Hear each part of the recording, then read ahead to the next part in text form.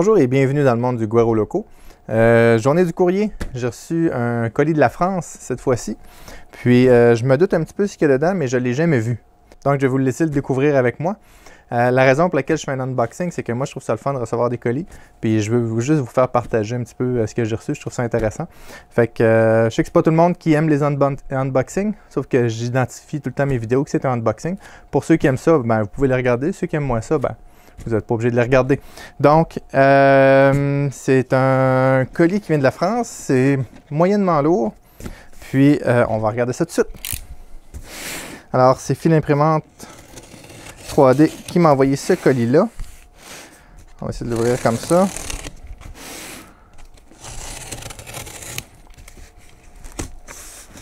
Avec du ruban en carton. Ça, c'est bien.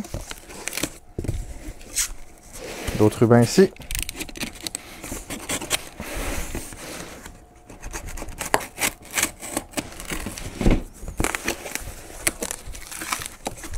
Et voilà, Zimpur. Alors, pour ceux qui savent c'est quoi, c'est un système de filtration des nanoparticules pour imprimante 3D. Je sais que ça intéresse plusieurs d'entre vous. Moi aussi, ça m'intéresse. Alors, la boîte est plus grosse que je pensais. Alors, on va essayer de partir de ça.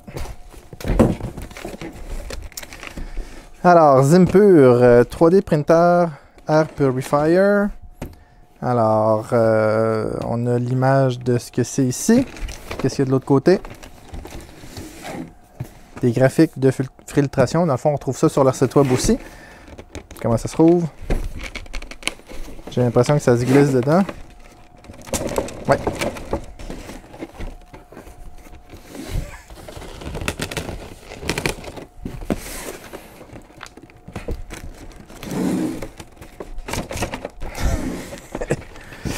Alors, est-ce que je fais pas correct?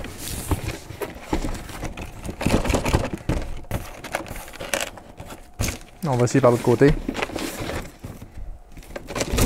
Et voilà, il fallait sortir par de l'autre côté. Alors, petite boîte blanche.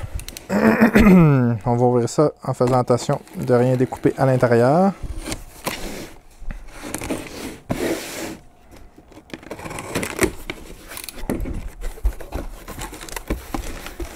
Super bel emballage.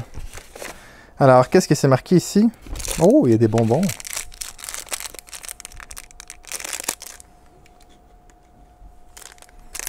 Haribo. Alors, il y a des gummy bears dedans, des ours en gelée. Alors, Zimpur 3D Printer Air Purifier.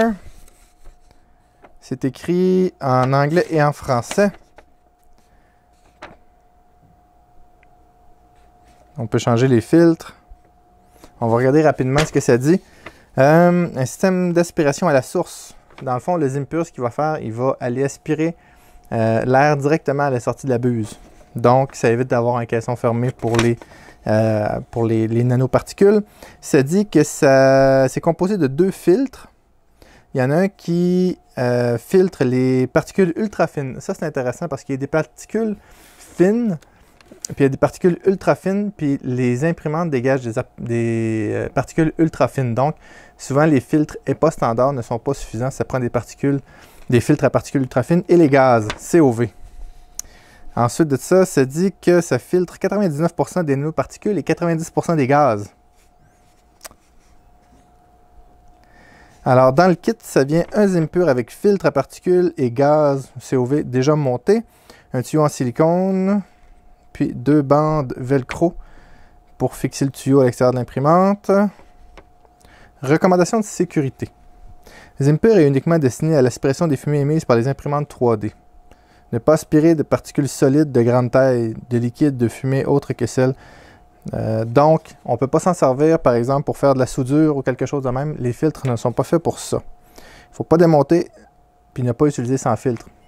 Ça devient une pompe à air, pas de filtre. Il est recommandé de changer les filtres au bout de 500 heures d'utilisation. Ah, c'est quand même beaucoup, 500 heures. Pour ce faire, dévisser 3 vis, puis on change les filtres qui sont là. Alors, petit manuel très simple d'utilisation. Alors ici, on a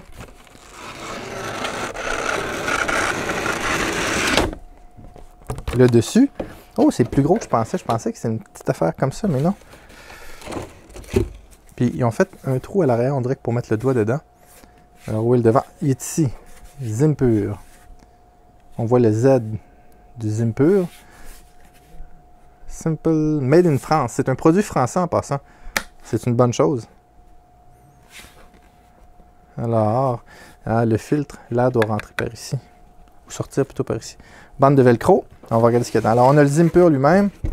On a une bande de velcro, comme ceci. Câble d'alimentation pour l'Europe. Est-ce que ça marche sur le 220?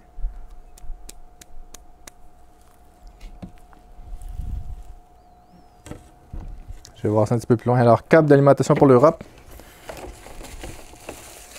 Bloc d'alimentation. Ah, OK. Ah, OK. Le bloc d'alimentation, lui, supporte de 100 à 240 volts. Et heureusement, c'est une prise quand même standard. J'en ai ici.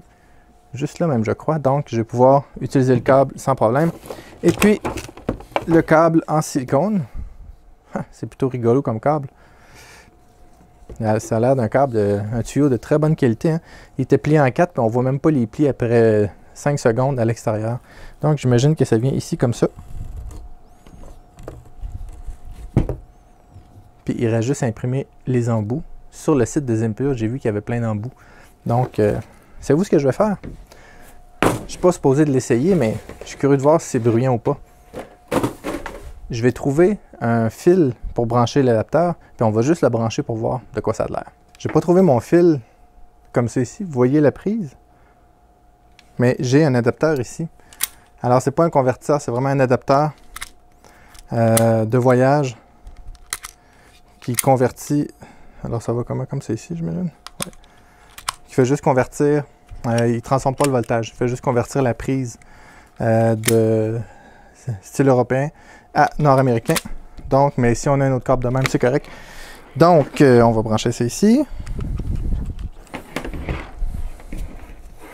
Ici, on a... Il est à off. Ouais, évidemment, ça va ici comme ça. Oups. Après, l'alimentation. Parfait. On branche ça ici. Alors, on dirait que c'est fait pour aller là. Puis on essaie ça.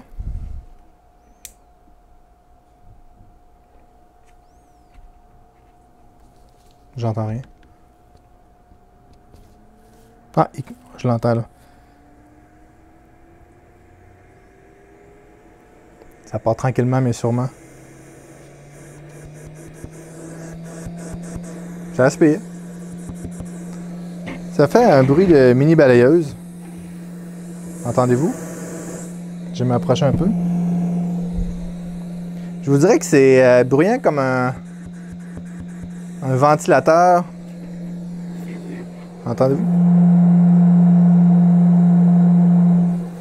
Comme un gros ventilateur, un 50 mm assez bruyant. Puis c'est pas que ça aspire fort, mais ça doit aspirer les fumées correctement. Ah ouais, ça aspire quand même assez bien.